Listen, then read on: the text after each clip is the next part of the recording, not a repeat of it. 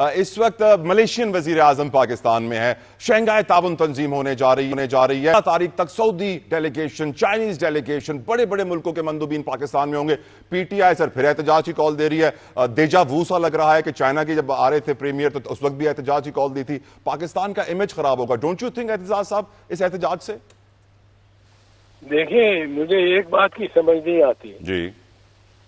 अगर ये चाहते हैं कि बीच चौक में और इस इलाके में ना कोई जलसा करे तो बेशक ये रिस्ट्रिक्शन रखें, पर उनको जगह कोई मुनासिब दें और ना कंटेनर लगाएं, ना उनको मारें, ना पीटें, ना उनको गिरफ्तार करें, उनको फ्रीली जलसा करने दें। F9 में कर लेने दें। आपने संजरानी में जगह दी और 3 घंटे बाद कहा चलो। ये तो गवर्नमेंट की खुद भी आती है ना। गवर्नमेंट एक तरफ जलसा चलने दे, होने दे, दूसरी तरफ इनके गेस्ट आते रहे। कोई सारी दुनिया में होता है क्या? ये मलेशियन प्राइम मिनिस्टर जिस मुल्क में जाता है वहां से प्रोटेस्ट ही नहीं होने देते, या प्रोटेस्ट उसकी खराब करती है विजिट को। ये लॉजिक कैसा है? इस लॉजिक की मुझे समझ नहीं आती। कहते हैं पाकिस्तान का इमेज खराब होता है इससे। इमेज किस तरह खराब होता है? वो क्योंकि पुलिस लाठीचार्ज करती है। ओके। पुलिस वो कंटेनर लगा देती है। वो उनको पता लगता है जो मेहमान आए हुए हैं कि सारी शहर में कंटेनर लगे हैं। आपका इमेज क्यों खराब होगा अगर आप एक फ्री जलसा उनको साइट बता दें और टाइम उन पे रिस्ट्रिक्ट ना करें कि जी किस पार्टी को इन्होंने 3 घंटे के लिए जलसा करने के दिया है? 3 घंटे में तो जलसा अभी शुरू भी नहीं होता। 3 घंटे में तो शादी भी नहीं होती हमारे। सरासर ज्यादती और गलती। अगर इमेज खराब होता है पाकिस्तान का तो इनके इकदामात की वजह से होता है। ठीक ठीक ठीक। लाहौर में दिया है, इन्होंने स्पेस दिया उनको लाहौर से बाहर। सर, और लाहौर एक शहर है जिससे बाहर जाते वक्त 20-25 मील का फासला पड़ जाता है। वहाँ एक भैंसों के बैठाने के एरिया में इन्होंने जगह दे दी। In this I am a fair person. I am completely in sympathy with the PTI.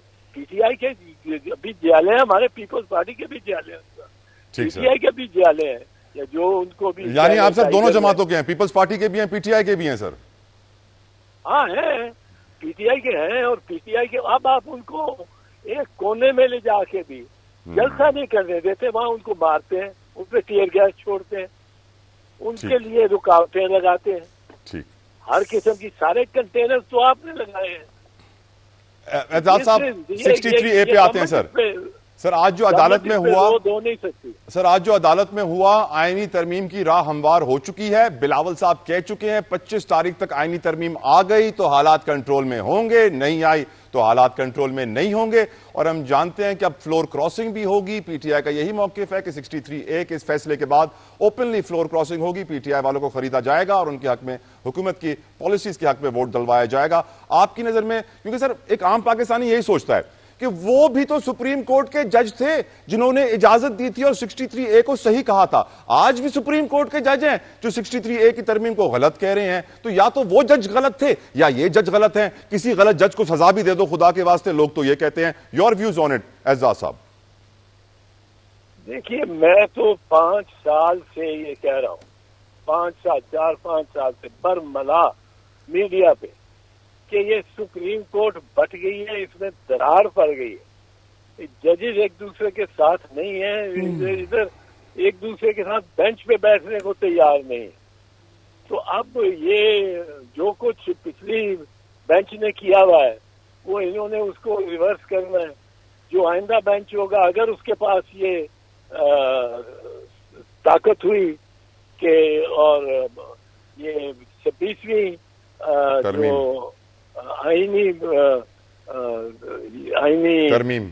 तरमीम है, ये पास फर्ज करो ना हो सकी उस वक्त तक, क्योंकि अभी भी सब ये कहते हैं कि टच एंड गो है, बैलेंस अभी पूरा नहीं है। अब ये नून लीग वाले ना क्या मतलब है खरीद सकें, कोई खरीदार तो हो पर कोई बिकने को तैयार ना हो। और लोगों में अब लॉयर्स में भी थोड़ी सी हरकत आई है, इसने बड़ा प्रेशर डाल देना है इन चीफ जस्टिस पे भी और जजेस पे भी। तो ये अब ठीक है, अगर हो जाए पास तो 2/3 मेजोरिटी से फिर एक और नक्शा होगा, पर फर्ज करो पास नहीं होती 2/3 मेजोरिटी जी, और ये रह जाती है अगर ये तरमीम, तो फिर नेक्स्ट जो आएगा बेंच वो इन सारी जजमेंट को उड़ा देगा और फिर बैक टू स्क्वायर वन हो जाएंगे। That is after the 25th। वो 25 तारीख के बाद ही आएगा ना सर नया बेंच, 25 तारीख के बाद। It's very tragic, it's very tragic कि ये हो रहा है। आप कह रहे हैं 25 तारीख के बाद नया बेंच आके इस फैसले को उड़ा देगा? जी, अगर ये 26वीं आईनी तरमीम ना हुई तो बिल्कुल वो उड़ा देंगे। वो क्या अपना बेंच बनाएगा, चीफ जस्टिस बड़ा था और उसमें बहुत सारे जजेस भी बदल गए, वो बदल जाएंगे। वैसे उस चीफ जस्टिस का नोटिस नहीं आया सर अभी तक? उस चीफ जस्टिस का नोटिस नहीं आया सर अभी तक? 22 दिन बचे हैं। चीफ जस्टिस का नोटिस किस लिए? वो नोटिफिकेशन जी सर, मंसूर अली शाह साहब का सर। नहीं, वो मंसूर अली शाह साहब की नहीं, चीफ जस्टिस आखिरी दिन ही अपॉइंट होता है जी। ओके, सीनियर मोस्ट होता है। अभी तक तो लॉ ये कहते हैं, कॉन्स्टिट्यूशन कहती है सीनियर मोस्ट। अगर ये इनकी 2/3 मेजोरिटी हो गई और गवर्नमेंट की, फिर ये नहीं आएंगे मंसूर अली शाह साहब।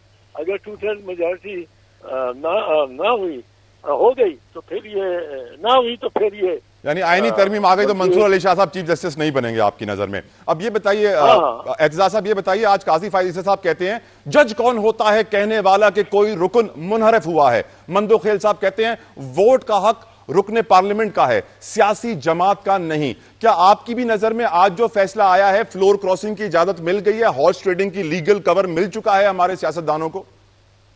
देखो, अगर किसी की कीमत लगी हुई है और वो बिकता है जी, और बिक गया होता है, तो फिर तो वो पैसे देगा सिर्फ अपनी वोट के नहीं बल्कि अपनी सीट लूज करने के भी। तो वो कीमत तो बढ़ जाएगी उसकी। इस वक्त तो ज्यादा कीमती हो गया वोट, और कीमत मतलब सिक्कों में कीमत जो उसकी है वो बहुत बढ़ जाएगी और मजे बारे न्यारे हो जाएंगे। पर इसमें मैं इतना कॉन्फिडेंट नहीं हूँ और कॉशियसली बात इस पे चेयरमैन बिलावल ने भी की है। मैं आपको बताऊं एक चीज, ये इन्होंने वो जो थे जब बीबी शहीद पहली दफा प्राइम मिनिस्टर थी, तो इन्होंने मुराद यही मुस्लिम लीग नवाज और इनके बैकर्स और इनके स्पॉन्सर, इन्होंने हमारे खिलाफ वोट ऑफ नो कॉन्फिडेंस ले आए। अब हमें बंदे पूरे करने थे कि जी हमारे में कॉन्फिडेंस है इस हाउस को। अब वो वोट ऑफ नो कॉन्फिडेंस जो लाए तो उसमें साथ हमारे 8 या 10 MNA इन्होंने उठा लिए। नवाज शरीफ थे chief minister Punjab, police Punjab की बहुत बड़ी, और इस्लामाबाद इससे आधा था, छोटा सा था और कोई फसील नहीं, कोई रुकावट नहीं। वो हमारे यहाँ के MNA उन्होंने उठाने शुरू कर दिए पंजाब। अब मैं इंटीरियर मिनिस्टर था, हमने उनको छुड़ाने की कोशिश करते रहे पंजाब से। बिल आखिर एक रह गया उनके पास, चौधरी खुर्शीद अहमद चीमा फ्रॉम सियालकोट। ओके, चौधरी खुर्शीद अहमद चीमा को वर्चुअली उनकी अजीजदारी थी, चौधरी शुजात हुसैन ने अपने बाजू से बांध रखा था उनको इधर उधर। जब उनके हमारे 7-8 MNA भाग के आ गए, क्योंकि 7 दिन रखना था, सेसिव वोटर ले गए तो मरी में वहां रखे इनको। चौधरी खुर्शीद अहमद चीमा बस शुजात ने हर वक्त साथ सुलाया, वो बिल्कुल उनके साथ मिल गया। वो हमें क्या है कि जी बिल्कुल बीबी की हुकूमत जानी चाहिए ये। अब चौधरी साहब बड़ा धीरज आदमी था, वो उस दिन भी उनके साथ ही आया, हमारे से नजरें नहीं मिलाई। जब हाउस के अंदर आ गए तो फिर चौधरी साहब जरा सीधे होके बैठे। अब उसके बाद स्पीकर साहब आए, स्पीकर साहब के बाद तलावत हुई, तलावत के बाद तर्जमा हुआ। जो तर्जमा हुआ खत्म चौधरी खुर्शीद अहमद चीमा खड़े हो गए। उन्होंने कहा जी मुझे अगवा किया था, मुझे अगवा किया गया है, मुझे इन्होंने खुफिया जगहों पे और अपनी निगरानी में रखा है और मैं बिल्कुल इनको वोट नहीं देने वाला, मैं अपनी पार्टी को वोट देने वाला हूँ, पाकिस्तान पीपुल्स पार्टी, और मैं उधर जाके बैठ रहा हूँ, मैं इनके साथ नहीं बैठ रहा और मेरा इस्तगासा इनके खिलाफ। क्या बात है सर। मुझे एजाज साहब, अब ये इसका क्या कर सकते हैं? इन्होंने हमारे उस वक्त जब बंदे उठाए थे वो सारे आ गए वापस, इस वक्त भी इन्होंने पीटीआई के बंदे उठाए हुए। यानी आप बता रहे हैं 91 से नून लीग को आदत है सर बंदे उठाने की और हॉर्स ट्रेडिंग की और खरीदो फरोख्ती।